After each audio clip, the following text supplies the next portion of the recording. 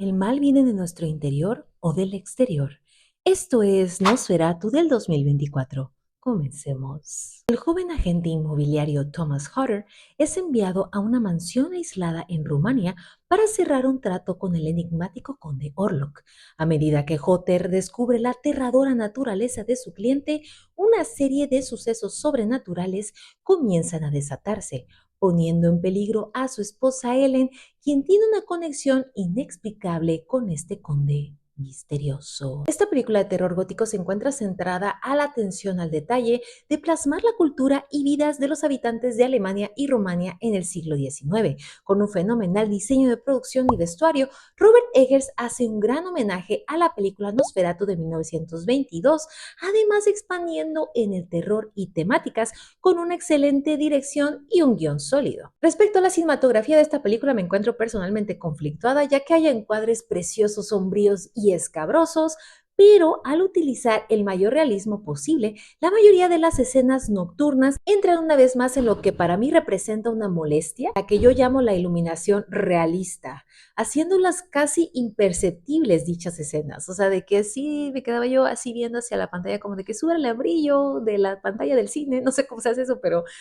por otro lado, esta película es de los contados casos en donde la desaturación de colores y la escala de grises van acorde a la atmósfera sombría y desesperanzadora de esta tétrica historia, la cual explora temáticas usuales dentro del terror gótico, tales como estatus sociales, roles de género, comportamientos tóxicos, obsesión y principalmente hablan sobre el deseo y la sexualidad reprimida de las mujeres de la época, así como entra en debate sobre la complejidad de la moralidad y sus distintos matices a través de las distintas acciones a veces cuestionables de sus personajes. Con la alucinante interpretación de Lily Rose Depp como Ellen, cuya fisicalidad alcanza niveles escalofriantes. Para quienes tuvimos el infortunio de ver The Idol, sabemos que ella era lo mejor de esa infame miniserie y que tenía bastante rango.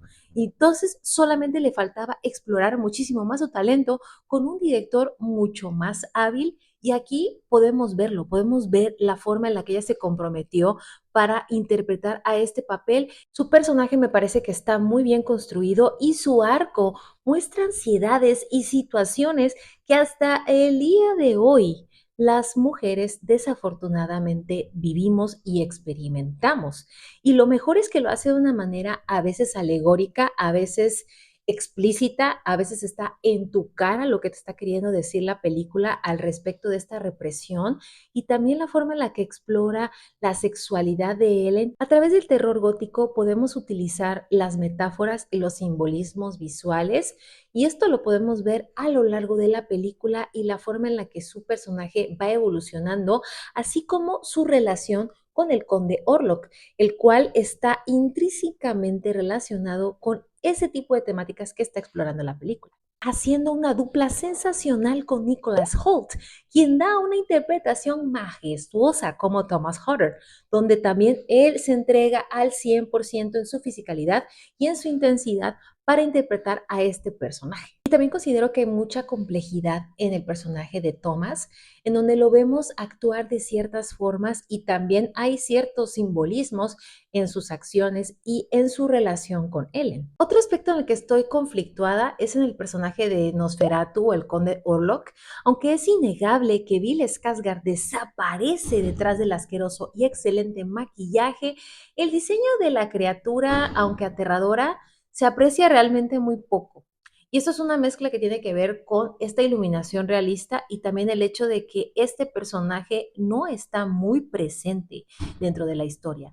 Entiendo que lo utilizan como una presencia que se siente y que está ahí amenazando y no sabes en qué momento se va a aparecer, pero no se siente tanto su presencia porque literal no está tan presente visualmente dentro de la película. De nuevo, sí entiendo la intención detrás de no mostrarlo tanto, pero también creo que esto le resta un poquito de terror a la película. Quizás Robert Eggers se midió un poco más al presentar el terror en esta película, lo quiso hacer un poco más sutil, y de nuevo, esta es una decisión que se respeta. Sin embargo, yo por lo contrario, sí, personalmente me hubiera gustado ver un poquito más de este misterioso y escabroso personaje, porque en la película de Venus es un personaje que está muy presente. Mientras que en esta película, en el remake de Robert Eggers, el personaje central es Ellen. Sí entiendo ese cambio de foco para el protagonista, pero de nuevo creo que personalmente pudieron haber incluido un poquito más al conde Orlok. También hubo otro detalle que no me terminó de convencer. Mientras que hay decisiones dentro del diseño de la criatura que me parecieron excelentes y que agregan muchísimo terror visual a la construcción de este personaje, el acento que decide usar Bill y un detalle físico en específico, aunque es históricamente correcto, siento que le resta un poquito el aura escalofriante al personaje. Eso no quiere decir que no tenga escenas donde se siente la presencia atemorizante del personaje, porque sí las tiene. Simplemente creo que para mí faltaron un par más. A pesar de la desafortunada elección de peluca para Emma Corrin, considero que da una buena actuación. Por su parte, William Dafoe y Aaron Taylor Johnson en un par de escenas, ya sea de forma involuntaria o intencional, dan toques de comedia a la película. Y sí considero que por parte de Aaron desentona un poquito su vibra y la intención en la que interpreta a su personaje. Porque la actitud de su personaje raya en lo teatral, incluso con todo lo que le sucede al personaje de Ellen, que es muchísimo más dramático, su tono se mantiene dentro de la vibra spooky, mientras que Aaron se siente fuera de lugar, como más hacia lo dramático. No hace un trabajo terrible, pero siento que no está en la misma línea o en la misma vibra que los demás del elenco. Aunque mantiene una trama lineal y sencilla, su ritmo es uno de los elementos que más tambalea a lo largo de la película, resultando en un ritmo desigual, que por largos pedazos de la historia se arrastran y llegan casi a aburrirte. No es este momento de tedio que tienes mientras ves la película, pero sí hay momentos en donde el ritmo baja considerablemente. Ahí se enfocan un poco más en desarrollar las relaciones entre los personajes o vamos viendo cómo va evolucionando el personaje de Ellen. Pero de nuevo, como falta más presencia del conde Orlok, siento que por eso también en esos momentos y sobre todo porque eso pasa después de su primera aparición, vuelve a bajar el ritmo y también tarda un poquito en aparecer por primera vez. Ya una vez que él empieza a aparecer, como que esos son los momentos en donde el ritmo retoma y donde no está presente es donde el ritmo también baja. Aún con esos detalles, creo que es un excelente ejemplo de cómo se hace terror gótico, pero en conjunto hubo varios detalles que no me terminaron de enamorar en lo personal. Quizás es porque es una historia que yo ya conozco al derecho y al revés.